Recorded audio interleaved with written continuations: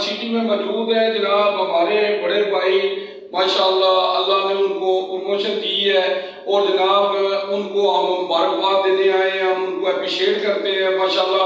पहले भी वो थाना सिटी में रहे हैं माशाअल्लाह, बहुत अच्छा काम किया है और हम उम्मीद करते हैं कि मज़ीद वो जनाब जेलम शहर के लिए अच्छा काम करेंगे। और हम उनको कुरान पाक हिफ्ज़ करने आए हैं। कुरान पाक एक ऐसी किताब है जो अल्लाह के यहाँ महफूज है और अल्लाह ने इसकी कसम दी है, इसको कोई बदल नहीं सकता। अगर हम इस पर अमल करें तो हमारी ज़िंदगी बदल सकती है।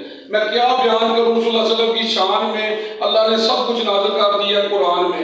अम्मा आयशा से किसी ने पूछा आप सल्लल्लाहु अलैहि वसल्लम की सीरत क्या है, तो अम्मा आयशा फरमाती हैं कुरान कुरान। आप सल्लल्लाहु अलैहि वसल्लम फरमाते हैं कुरान पढ़ा करो, कुरान पढ़ा करो, ये क़यामत के दिन तुम्हारी सिफारिश करेगा। अल्लाहुम्मा सल्ली अला मुहम्मद व आले मुहम्मद जी। माशाअल्लाह जी भट्ट साहब को बहुत खुशी है सानू कि साडे बड़े भाई नूं अल्लाह ने तरक्की दी है।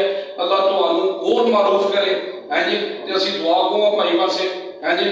ते जनाब और सुनाओ, तुसीं ठीक हो माशाअल्लाह, ते जनाब कुछ कहना चाहो? बहुत बहुत शुक्रिया जी, अल्लाह ताला आपको जज़ाए खैर अता फरमाए। आपका बेहद शुक्रिया आपका और शाह साहब का कि आप मेरे पर तशरीफ़ लाए और मेरे साथ मुसरत का इज़हार किया।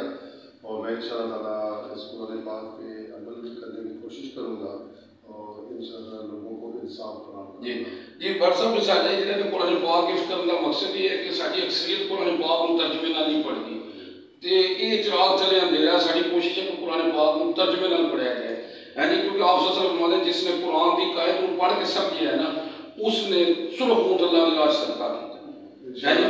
तो ये जनाब ते बहुत शुक्रिया जी, जज़ाकल्लाह जी।